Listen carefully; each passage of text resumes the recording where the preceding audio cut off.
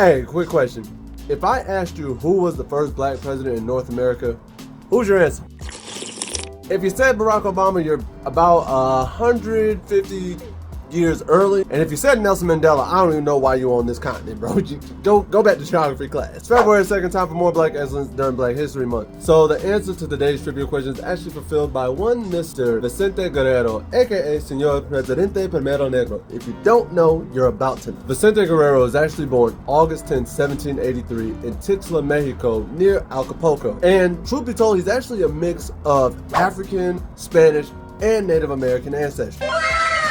After he grew up and came of age, Guerrero would actually go on to join in the fight for Mexico's independence and join under General Jose Maria Morelos y Pavon, who just happened to be another black and Spanish man and is also considered another great Mexican hero. Morelos would actually die in combat in 1815, and within the next year, Guerrero would step up and become the new general of the rebels and fight until Mexico won its independence in 1821. Upon this victory and amongst his supporters, Guerrero would actually try for his hand in office, running for president in both 1824 and 1828. And unfortunately, he lost both of those elections, but there was something fishy about it. And even during those elections, his political enemies began to give him the nickname El Negro Guerrero just to spite him and kind of besmirch his name. Due to the racial implications that seemed to stem into those results, Guerrero and his supporters would topple the new government and inaugurate him as the new president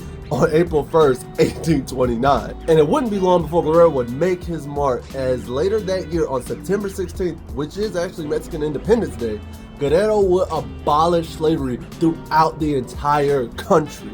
And that's actually one of the reasons why Texas would later secede from Mexico in 1836, because they could no longer have slaves. Kind of see a trend there if you catch what I'm getting at. Texas wasn't the only ones that didn't like this push to abolish slavery, so a good amount of members from the old regime actually ran Guerrero out of office later that year. So fast forward 2 years later, Guerrero would join the rebels and some of his supporters in an attempt to overthrow the government once again.